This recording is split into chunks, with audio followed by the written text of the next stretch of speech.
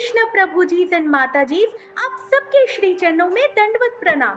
क्योंकि आज एकादशी है तो मुझे लगा एक छोटी सी थोड़ी और कथा कर दी जाए।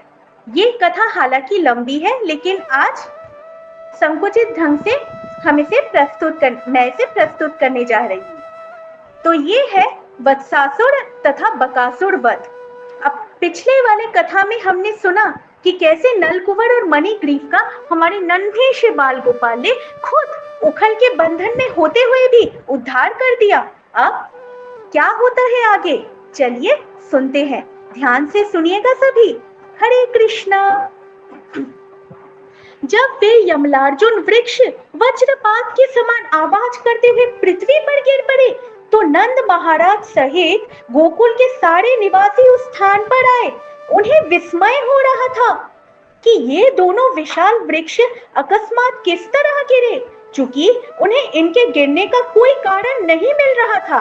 अतः वे सभी अचंभित थे। जब उन्होंने यशोदा द्वारा उखल से बंधे गए बाल कृष्ण को देखा तो वे सोचने लगे कि हो न हो यह किसी असुर की करतूत है, अन्यथा यह कैसे संभव हो सकता है। साथ ही वे अत्यधिक चिंतित भी थे, क्योंकि बालक कृष्ण के साथ ऐसी घटनाएं नित्य ही घट रही थी। ब्रजवासियों का चिंतित होना बिल्कुल स्वाभाविक था, क्योंकि आए दिन रोज कोई न कोई असुर आता और हमारे नन्हे से बाल गोपाल के हाथों मारा जाता। लेकिन हमारे ब्रजवासी इतने भोले भाले, वो तो यही सोचते कि भगवान ने हमारे लाला को बचा लिया और वो असुर स्वतः ही मर गया। उन्होंने कभी विश्वास ही नहीं किया कि ये हमारा लाला ही है जो असुरों का वध करता है। इसलिए उनका चिंतित होना बहुत ज्यादा स्वाभाविक था। साथ ही वे अत्यधिक चिंतित भी थे, क्योंकि बालक श्री कृष्ण के साथ ऐसी घटनाएं नित्य ही घट रही थी। जब वयोवृद्ध ग्वाले इस प्रकार सोच विचार रहे थे, तभी खेलने वाले छोटे छोटे बालकों ने आकर लोगों को सूचित किया कि ये वृक्ष श्री कृष्ण द्वारा रस्सी से बंधे उखल खींचे जाने के कारण गिरे हैं। उन्होंने बताया कि श्री कृष्ण दोनों वृक्षों के बीच में आए तो उखल उलटकर वृक्षों के बीच आ फंसा, और जब श्री कृष्ण रस्सी खींचने लगे तो ये वृक्ष गिर पड़े। जब ये वृक्ष गिर गए तो उनमें से दो तेजस्वी पुरुष प्रकट हुए और वे श्री कृष्ण से बातें करने लगे। बालकों के इस कथन पर अधिकांश ग्वालों को तो विश्वास ही नहीं हुआ। उन्हें विश्वास ही नहीं हो रहा था कि ऐसी बातें संभव हो सकती है भला। किंतु उनमें से कुछ ने विश्वास करके नंद महाराज से कहा, आपका बालक अन्यों से भिन्न है, हो सकता है कि उसी ने यह किया हो। नंद महाराज अपने पुत्र की असामान्य क्षमता को सुनकर हंसने लगे। उन्होंने आगे बढ़कर अपने पुत्र को छुड़ाने के लिए गांठ खोली। इस प्रकार नंद द्वारा श्री कृष्ण के मुक्त कर दिए जाने पर प्रौढ़ गोपियों ने बालक को अपनी गोद में उठा लिया।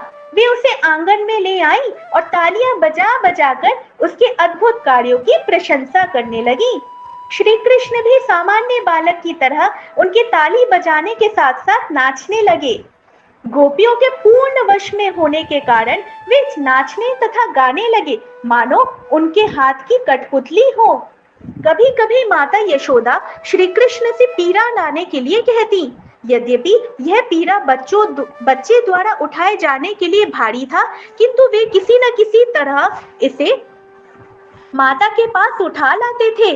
कभी कभी तब जब उनके पिता नारायण की पूजा करते समय अपना खड़ाऊ लाने के लिए कहते तो श्री कृष्ण उन्हें अपने सिर पर उठाकर बड़ी ही कठिनाई से पिता के पास ले आते थे। देखिए, अब ये यही श्री कृष्ण है जो 8 साल की उम्र में पूरा गोवर्धन अपनी एक उंगली पर उठाएंगे। कैसे कैसे लीला करते हैं हमारे बाल गोपाल जी, है ना।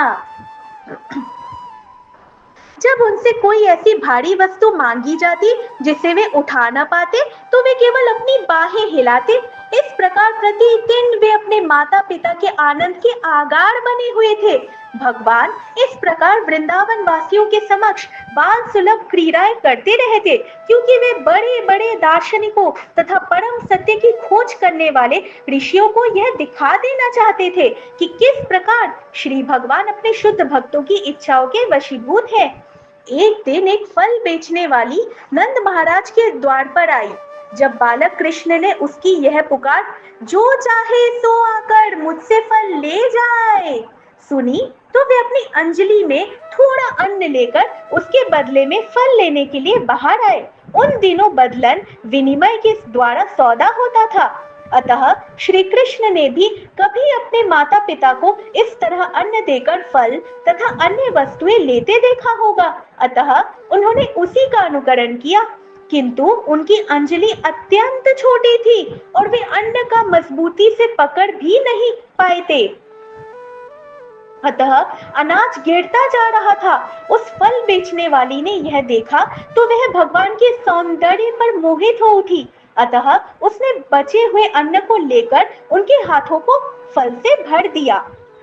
उसी समय उस फल वाली ने देखा कि उसकी डलियां तो रत्नों से भर गई है। भगवान समस्त वरों को प्रदान करने वाले हैं। यदि कोई भगवान को कुछ देता है तो उसे घाटा नहीं होता, उसे लाखों गुना लाभ मिलता है। एक दिन यमलार्जुन के उद्धारकर्ता श्री कृष्ण बलराम तथा अन्य बालकों के साथ यमुना के तट पर खेल रहे थे और चूंकि दिन काफी चढ़ आया था, अतः बलराम की माता रोहिणी उन्हें वापस बुलाने गई। किंतु श्री कृष्ण और बलराम अपने मित्रों के साथ खेल में इतने मग्न थे कि वे खेल छोड़कर वापस जाना नहीं चाहते थे, अतः वे खेल में और अधिक व्यस्त हो गए। आपको लग रहा होगा ना कि कलयुग में भी तो हम बच्चे ऐसे ही करते, एक बार क्रिकेट का बैट हाथ में पड़ने दो, वो तो घर आना तो क्या अपनी माता तक को भूल जाते हैं। और हमारे श्री कृष्ण और बलराम जी भी ऐसे ही लीला कर रहे हैं, जो ऐसा प्रतीत होता है, लेकिन वास्तव में वे अपने सखाओं के साथ साखे रस का पूरा आनंद ले रहे थे और उन्हें पूरा आनंद दे भी रहे थे। जब रोहिणी उन्हें घर न ले जा पाई तो वापस आकर उन्होंने माता यशोदा को भेजा कि वे बुला लाए। माता यशोदा अपने पुत्र के प्रति इतनी वत्सल थी कि ज्यों ही वे उन्हें घर वापस चलने के लिए बुलाने आई कि उनके स्तनों में दूध भर आया। वे जोर से चिल्लाई, प्यारे बेटे, घर चलो, तुम्हारे कलेवे का समय हो चुका है। हे कृष्ण, हे मेरे कमल नयन, चलो और मेरा दूध पियो। अब बहुत खेल चुके, अब तुम्हें भूखे होगे। मेरे नन्हे मुन्ने, इतनी देर से खेलते खेलते तुम थक गए होगे। उन्होंने बलराम को भी इसी तरह पुकारा। अपने कुल की शान, अपने छोटे भैया श्री कृष्ण के साथ तुरंत घर चलो। तुम सुबह से खेल में लगे हो और अब थक गए होगे। चलो और घर पर अपना कलेवा कर लो। तुम्हारे पिता नंदराज तुम्हारी प्रतीक्षा कर रहे हैं, उन्हें भोजन करना है, अतः तुम लौट चलो जिससे वे भोजन कर सके।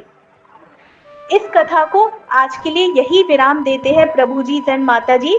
हरे कृष्णा हरि हरि।